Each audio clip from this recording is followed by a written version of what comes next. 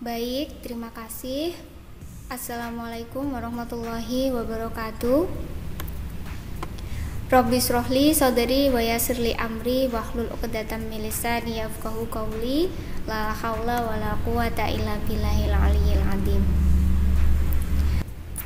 Oke, perkenalkan, nama saya Ana Valera. Teman-teman bisa memanggil saya Lera.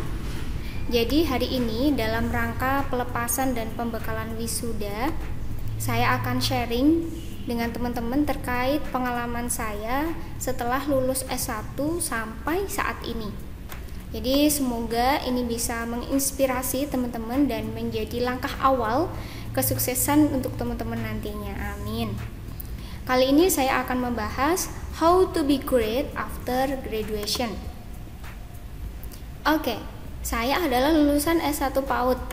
Apa sih PAUD itu? Mau jadi apa setelah lulus PAUD gitu ya. Jadi guru PAUD kan gajinya kecil dan seterusnya gitu ya, banyak sekali orang-orang banyak menyampaikan seperti itu. And feel-nya saat itu saya nggak peduli teman-teman. Saya cuma butuhnya itu nurut sama orang tua karena disarankan ke PAUD. Bahkan saat itu saya nggak tahu PAUD itu kepanjangannya apa gitu. Sampai sekarang terjun di PAUD terus. Oke, next. Nah, ini awal mula saya mulai bekerja setelah saya lulus. Jadi sejak kuliah itu saya sudah membantu menjadi pendidik di kelompok bermain yang ada di Kediri. Kemudian saya menjadi pendidik itu selama kurang lebih 10 tahun ya. Dan dalam waktu 10 tahun itu benar-benar saya mendapatkan pengalaman yang sangat banyak gitu ya. Nanti akan saya share. Saya juga dulu gajinya itu cuma 75.000 per bulan teman-teman gitu ya. Jadi buat jajan aja mungkin kurang ya. Nanti kalau teman-teman awal bekerja terus gajinya sedikit, itu tenang saja. Namanya juga di awal ya. Nanti kalau sudah sukses gajinya bisa berlipat-lipat-lipat gitu ya. Tenang saja. Oke, next. Tahun 2018 saya lolos menjadi asesor Ban PAUD dan PNF Jawa Timur PAUD lagi ya. Nah, di sini asesor itu adalah orang yang bertugas menilai lembaga apakah terakreditasi A, B, atau C gitu ya. Nah, kemudian di tahun yang sama pula saya menjadi dosen di IAI Tribakti Lirboyo Kediri. Pasti sudah tidak asing ya teman-teman. Oke, next. Tahun 2020 saya menjadi wakil dekan 1 Fakultas Tarbiyah, tapi sekarang sudah enggak ya, karena sudah ganti profesi gitu. Nah, selanjutnya saya juga menjadi YouTuber. Nah, ini nanti ya, YouTube ini yang akan kita bahas lebih banyak untuk pertemuan siang hari ini. Oke, next dulu. Nah, tadi saya sampaikan sudah tidak menjadi wakil dekan 1 karena saat ini saya menjadi CPNS di UIN Sayyid Ali Rahmatullah Tulungagung gitu ya. Jadi alhamdulillah ini pertama kali daftar dan lolos begitu. Lagi-lagi ini karena nurut sama orang tua, wes manut aja gitu ya. Oke, next. Nah, di sini jadi sebenarnya bisa ya menjalani berbagai profesi dalam waktu yang bersamaan. Jadi tahun 2011 tadi ya, 2018, 2020 bersamaan. Ya, menjalani berbagai profesi itu meski tidak sesuai dengan keilmuannya gitu ya. Nah, lulusan tarbiyah itu tidak hanya pure menjadi pendidik saja, tapi ternyata juga bisa menjadi profesi lainnya gitu. Asalkan kita mau dan kita berusaha gitu. Oke, ini di sini akan saya berikan tips dan trik untuk teman-teman, semoga teman-teman bisa lakukan ya. Yang pertama, ketika teman-teman menjadi mahasiswa, serilah mengikuti organisasi dan segala kegiatannya. Capek, kegiatannya tuh banyak banget, gak masalah teman-teman ya. Lebih baik teman-teman tuh capek mengikuti kegiatan selama masih muda daripada nanti capek ketika tua masih kerja gitu ya. Jadi selagi masih muda, selagi masih top chair itu ya, ikuti semua kegiatan karena kita butuh pengalamannya. Seperti itu. Oke, next yang kedua, kalau sudah lulus bagaimana Bu? Nah, justru sudah lulus ini mengikuti kegiatan pengembangan diri. Kalau mungkin bagi sekarang itu kayak klise gitu ya, pengembangan diri. Iya, kita kan pengembangan diri, tapi ada banyak yang mungkin tidak memahami pengembangan diri itu maksudnya kita mengikuti banyak pelatihan, workshop, terus organisasi, lomba, wes pokoknya ikuti semuanya.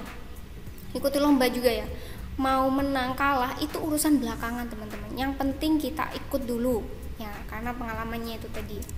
Nah, next, bila ada pendaftaran tentang profesi apapun, daftarlah. Jadi kayak saya kemarin itu waktu daftar asesor gitu ya, daftar, terus pokoknya daftar gitu. Jadi teman-teman tuh nggak usah khawatir, oh ini saya belum memenuhi syarat, pokoknya daftar dulu aja ya. Kita kan nggak tahu kalau seumpama ternyata kita lolos gitu ya. Oke, next, terus berupaya menjalin relasi dan terus membantu orang sebanyak-banyaknya. Ini tuh harusnya nggak terus di akhir ya, tapi di awal. Jadi kita itu harus membantu orang sebanyak-banyaknya, karena kalau kita memudahkan urusan orang lain, maka urusan kita juga akan dipermudah gitu ya.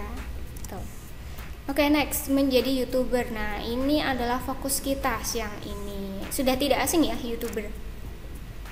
Nah, saat ini saya memiliki 50.000 subscriber. Mungkin ada yang pernah mampir ke sini.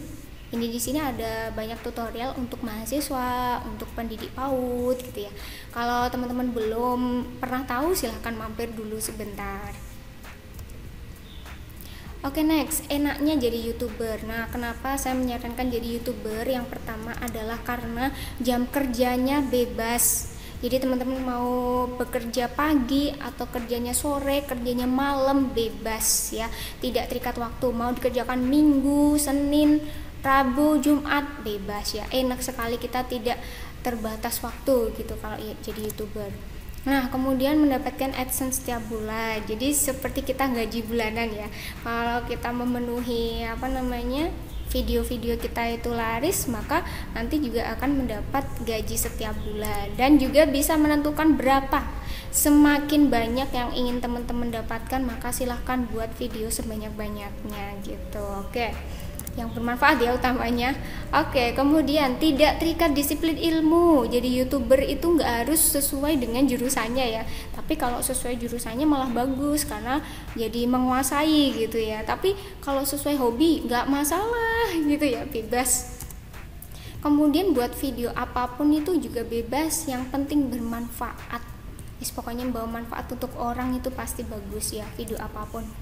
Nah, kemudian mendapatkan relasi yang sangat luas. Nah, contoh kecilnya seperti saat ini ya, saya bisa jalan-jalan ke UIN Suka, Yogyakarta ya, kampus ya favorit saya juga salah satunya.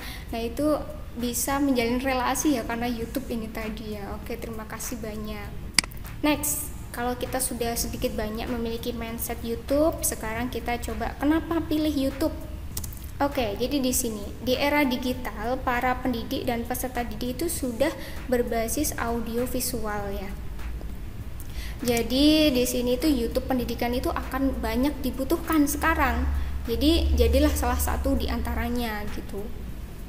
Nah, YouTube di sini tuh bisa banyak sekali ya. Bisa YouTube tentang tutorial Word, PowerPoint, Excel, Corel, Photoshop, apa banyak sekali ya.